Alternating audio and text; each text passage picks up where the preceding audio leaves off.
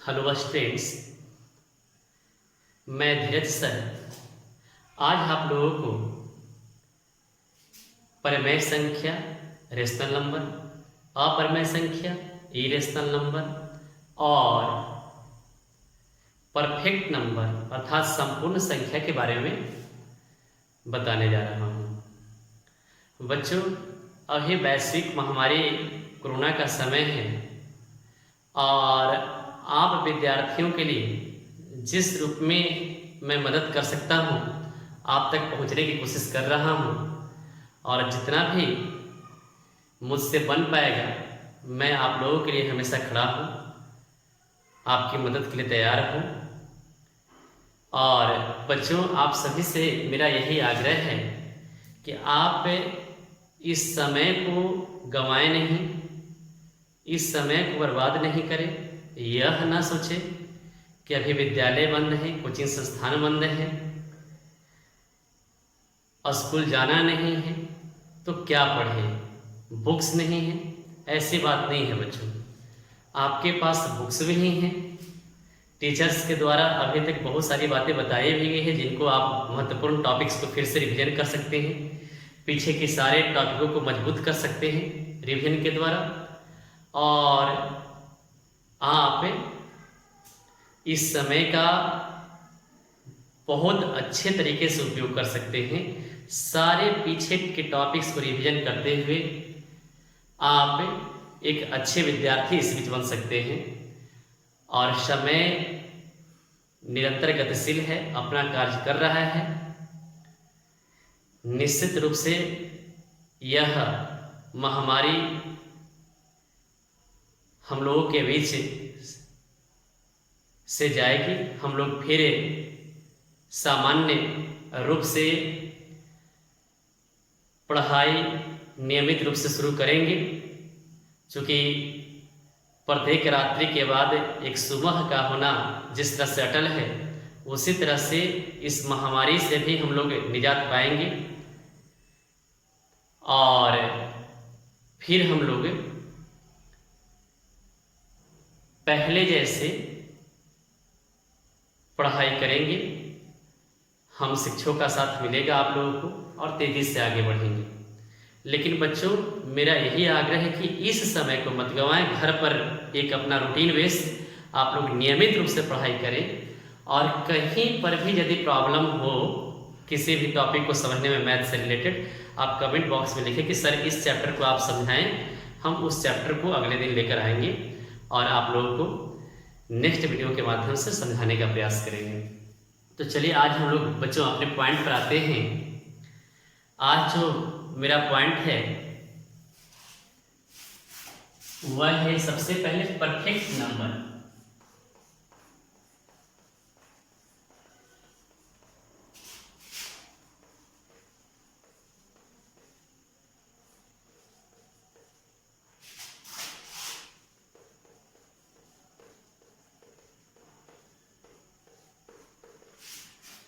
बच्चों, number series के first video में हमने बताया था परफेक्ट नंबर के बारे में, संपूर्ण संख्या के बारे में, कि if the sum of all factors of any number is double of the number, double of that number, then that number is called perfect number. यदि किसी संख्या के गुणनखंडों का योग, यदि किसी संख्या के गुणनखंडों का योग यदि उस संख्या का दुगना होता है बच्चों, तो हम लोग उसे परफेक्ट नंबर कहते हैं, संपूर्ण संख्या कहते हैं।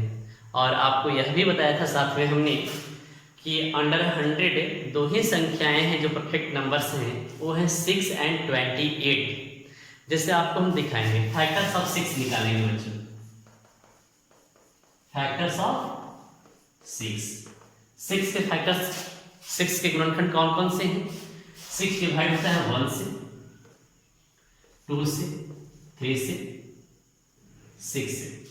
द सम ऑफ फैक्टर्स क्या आ जाएगा बच्चों?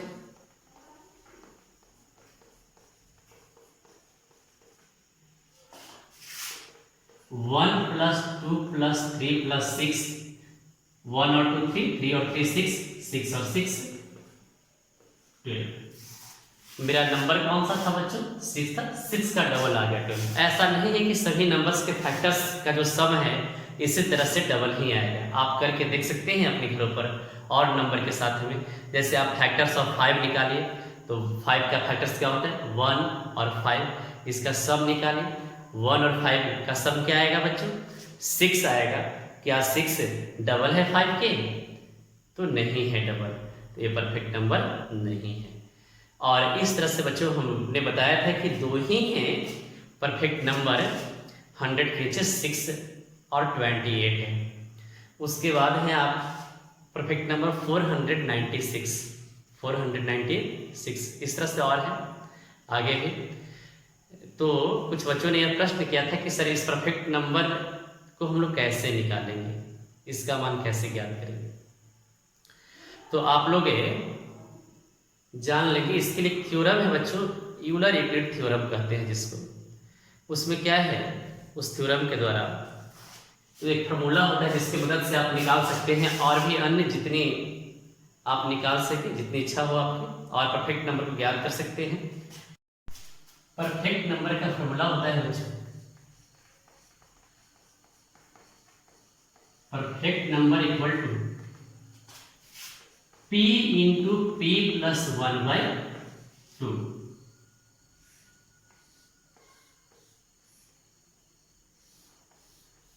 p इंटू p प्लस 1/2, जहां p क्या है बच्चों? Where p is a prime number, where p is a prime number and p equal to हो जाएगा 2 के पावर में a-1। प्राइम नंबर का वैल्यू कैसे निकालेंगे बच्चों? यहाँ पर n जो है आपका नेचुरल नंबर है, where n is a natural number, where n is a natural number,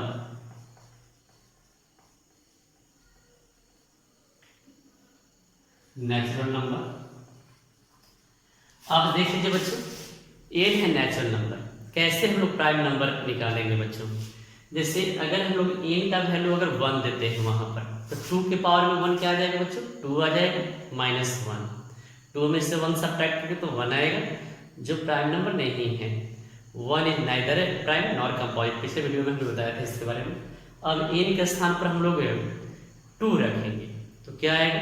2 का स्क्वायर 4, 4 में से 1 सब्ट्रैक्ट करेंगे तो कितना आ जाएगा? 3, जो प्राइम नंबर है। देख लीजिए, पुटिंग द वैल्यू ऑफ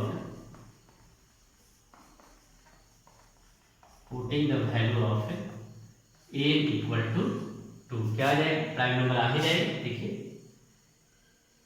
अब 2 के पावर a यानी कि 2 -1, 2 का स्क्वायर कितना आ जाएगा?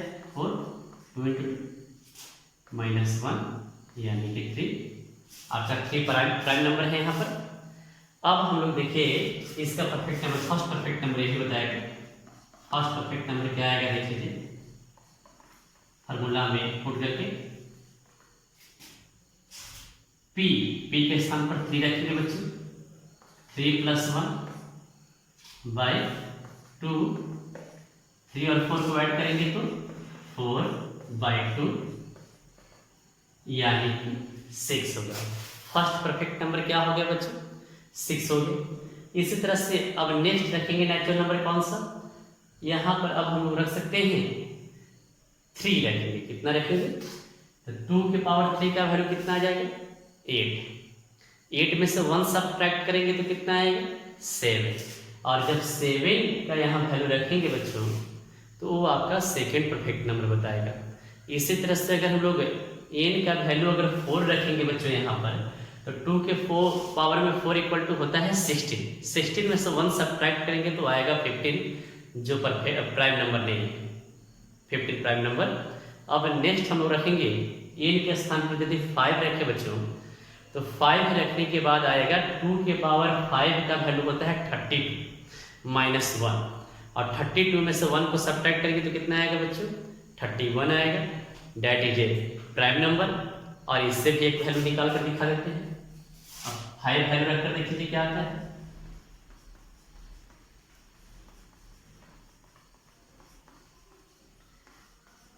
a इक्वल टू 5, अब रख कर देखिए 2 के पावर 5 माइनस 1 यानी कि 32 माइनस 1 यानी कि 31 प्राइम नंबर है।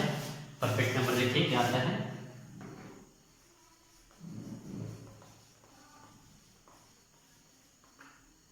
अब पी के स्थान पर 31 रखेंगे बच्चों। 31 प्लस 2 बाय 2, 31 प्लस सॉरी यहाँ पर 1 होगा 31 into 31 plus 1 by 2, 31 into 32 by 2 से 60 टाइम में कट जाएगा। और 31 में यदि 16 से मल्टीप्लाई करेंगे बच्चों तो आएगा 496। आप इसी तरह से और अन्य परफेक्ट नंबर को भी आप निकाल सकते हैं। तो इसको एक बार देख लेंगे और आप स्वयं इसके आगे के और परफेक्ट नंबर निकालने का प्रयास करेंगे। 2-3 और फाइंड आउट करेंगे इसके बाद का परफेक्ट नंबर। अब इसके बाद हम लोग थोड़ा सा एक बार इसको देख लीजिए, तो फिर हम लोग अब रेशनल नंबर पर चलेंगे। अब बच्चों प्रमेय संख्या के बारे में देखेंगे। प्रमेय संख्या क्या है पहले इसके बारे में जान लीजिए। The number which is in form of p by q, where p and q are integers and q is not equal to 0 is called rational number। अर्थात जिसको लोग प्रमेय संख्या कहते हैं बच्चों, वह संख्या जो p बटा q के रूप में रहती है और जहां q 0 के बराबर नहीं है तथा p और q दोनों क्या है, पूर्णांक हैं, वैसे संख्या को हम लोग क्या कहते हैं बच्चों, प्रमेय संख्या कहते हैं, रेशनल नंबर कहते हैं।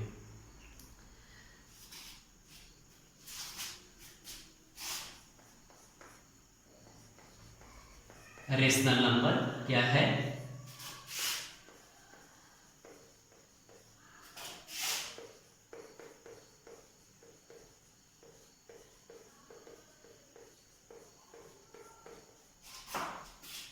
The number which is in form of p by q, which is in form of p by q and q is not equal to 0, where p and q are integers,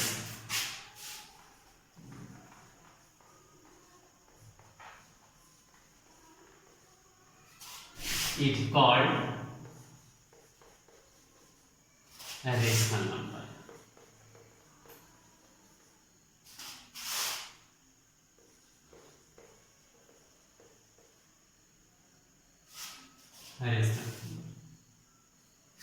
बच्चों इसमें शर्त केवल यह है कि q अर्थात denominator के रूप में आपका जो है वो q 0 के इक्वल में नहीं होगा और जितने भी p बाई क्यू के फॉर्म के नंबर से सभी को हम लोग क्या कहेंगे, रेशनल नंबर कहेंगे। जैसे फॉर एग्जांपल टोटल इंटीजर्स आपके जो हैं वो सभी के सभी आपके रेशनल नंबर हैं। फॉर एग्जांपल -4/7, 3/4, 0, 5 और भी समथिंग -9/10, ये सभी के सभी बच्चे जितने भी हैं सभी रेशनल नंबर हैं। Rational number. अब इरेशनल नंबर क्या है बच्चों, अप्रमेय संख्या क्या है?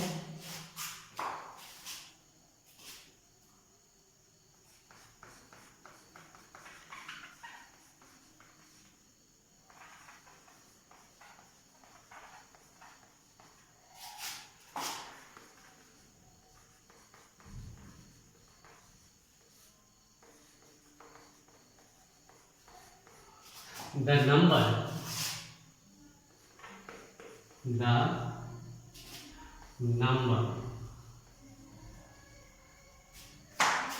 which is not या which कैन नॉट बी या date can not B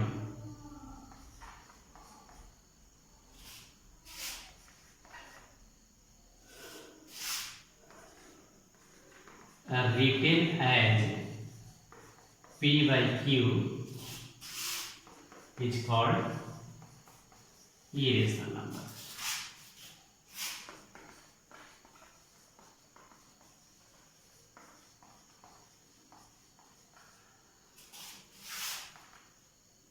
For example, √3 cube root of 7, इस तरह से बच्चों हम लोग निकाल सकते हैं।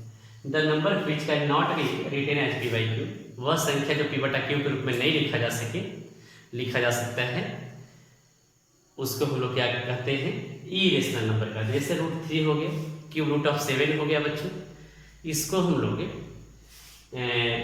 इरेशनल नंबर कहते हैं। एक प्रश्न ये भी आता है बच्चों कि पाई क्या है। एक स्टूडेंट ने क्वेश्चन किया कि सर पाई रेशनल है या इरेशनल है, तो हमने बताया कि पाई जो है इरेशनल नंबर है, अपरिमेय संख्या है। तो यह जो है उस बच्चे का प्रश्न था कि सर पाई का वैल्यू हम 22/7 लेते हैं, 22/7 होता है, तो यह तो परिमेय संख्या का रूल फॉलो करता है। पी बाई क्यू दोनों इंटीजर्स हैं, क्यू 0 के बराबर नहीं है, ये फॉलो करता है रेशनल नंबर, इसके पास प्रॉपर्टी है रेशनल नंबर वाला, तो सर कैसे इरेशनल? तो निश्चित रूप से बच्चों इसके बारे में स्पष्ट कर देना चाहूँगा कि पाई जो है, जिसको हम लोग यहाँ पर आपको एग्जाम्पल के रूप में दे रहे हैं, यहाँ पर पाई इसको हम कहते हैं, इस चिन्ह को पाई बोलते हैं। और यह जो है आपका इरेशनल नंबर इसलिए है कि 22/7 इसका व्यवहारिक है। पाई इक्वल टू 22/7 जो है डिफरेंट वैल्यू नहीं है। पाई का डिफिनेशन आपको जानते हैं, यदि किसी सर्कल के सरकमफ्रेंस में डायमीटर से डिवाइड करते हैं तो जो वैल्यू प्राप्त होता है उसे हम लोग पाई कहते हैं, समझे? पाई का जो वैल्यू होता है, अभी इसका पूर्ण मान, डिफरेंट मान अभी नहीं निकाला गया है। पाई का मान 8 अंकों तक बच्चों, पाई का वैल्यू 8 डिजिट्स तक क्या होता है, 3.14159265 आपका 8 डिजिट्स तक ये वैल्यू होता है। 3.14159265 और अभी आगे जाएगा, ये आपका 8 डिजिट्स तक इसका पॉइंट के बाद ये वैल्यू ज्ञात है। और यह जो होता है अशांत अनावर्ती होता है, और इसलिए इसको हम लोग अपरिमेय संख्या कहते हैं। हम लोग जो 22/7 इसका मान लेते हैं, यह पॉइंट के बाद 2 अंक तक सही मान बताता है। पाई का मान जो है बच्चों 22/7, ये आपका पॉइंट के बाद 3.14 तक आएगा। आप डिवाइड करके देख लीजिए यहाँ पर,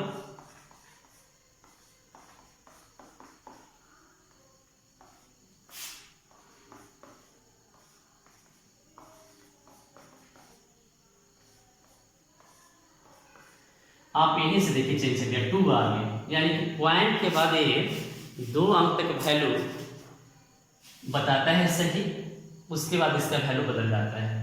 उसी तरह से एक पाई का और वैल्यू पॉपुलर बच्चों जो लिया जाता है 355/130, 355/130। यह पॉइंट के बाद पाई का वैल्यू 6 डिजिट्स तक सही बताता है। यह पॉइंट के बाद ये जो है 6 डिजिट्स तक सही वैल्यू बताता है, लेकिन पॉइंट के बाद 8 डिजिट्स तक सही मान यहाँ पर दिया हुआ है। और यह जो है अशांत अनावर्ती जो है होने के कारण इसको हम लोग अपरिमेय संख्या कहते हैं। इसका अभी डिफरेंट वैल्यू अभी ज्ञात नहीं है कि क्या होता है पूरा एग्जैक्ट वैल्यू। 8 डिजिट्स तक आपको हमने बताया यहाँ पर। इसके बाद बच्चों ध्यान देंगे क्यों पाई को अपरमेय संख्या कहते हैं, ये पता चल गया होगा कि पाई का जो एग्जैक्ट वैल्यू होता है वो अशांत अनावर्ती होता है, इसीलिए हम लोग इसको इरेशनल नंबर कहते हैं। अब अशांत अनावर्ती क्या होता है बच्चों, तो परमेय संख्या को हम लोग जो दशमलव रूप जो होता है वो दो तरह का होता है। एक होता है शांत या सीमित या अवसानी दशमलव कहते हैं, जिसको टर्मिनेटिंग डेसिमल कहते हैं इंग्लिश में, टर्मिनेटिंग डेसिमल जिसको कहते हैं, टर्मिनेटिंग डेसिमल। ये होता है आपको शांत दशमलव या इसी को सीमित दशमलव भी कह सकते हैं।